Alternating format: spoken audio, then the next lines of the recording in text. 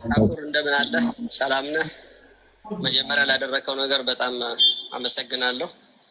በመቀጠል ወርቁ ፋውንዴሽን እስከ 200 ሚሊዮን ባጀት ይዟል ለዚህ ለተቸገሩ ኢትዮጵያውያኖች ለመርዳት።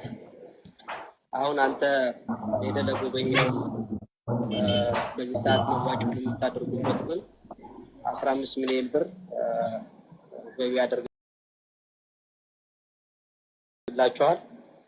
ስለዚህ ውጭ ሀገር የሚገኙ ኮንታክታችሁ ከኛ ጋር በመገናኘት ገንዘቡን መረከብ ይችላል። እናመሰግናለን። አጨብጭብ አጨብጭብ አጨብጭብ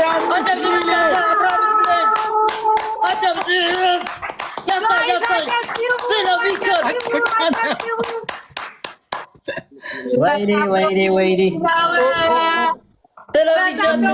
ስለሚቻል አልጨረስኩም። አንድ ጊዜ እንጨርሰው እንዳለ ነው የምናቋቁመው ሁሉንም።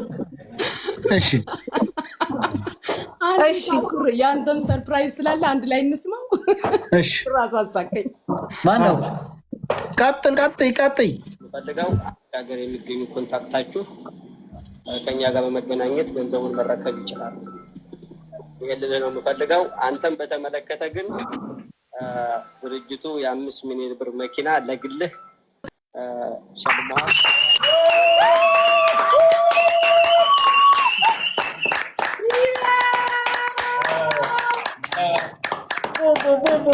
ሻካላካ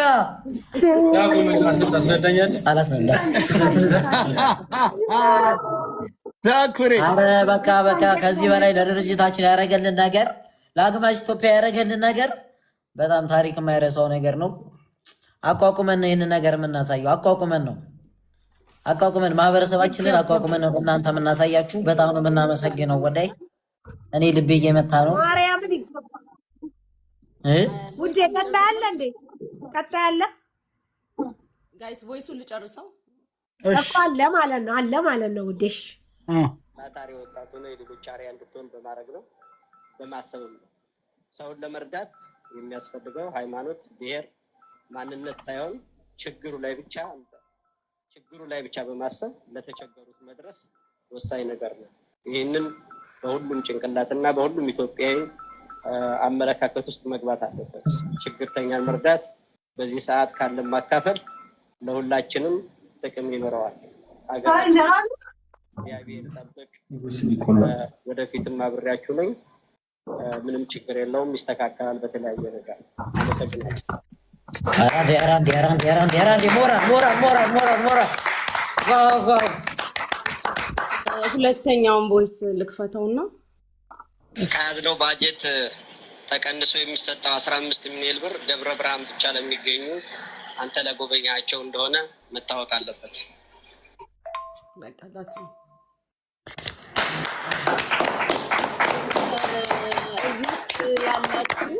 እዚህ ውስጥ ያላችሁ 13,000 ኦልሞስት 14,000 ሰዎች ታላቁን አባታችንን ወንድማችንን ጋሽ ወርቁ አይተነውን በማመስገን ኮመንት ላይ እግዚአብሔር ረጅም እድሜና ጤና እንዲሰጣቸው ከክፉ ሁሉ እንዲጠብቃቸው ምኞታችሁን ፍቅራችሁን በኮመንት ግለጹ።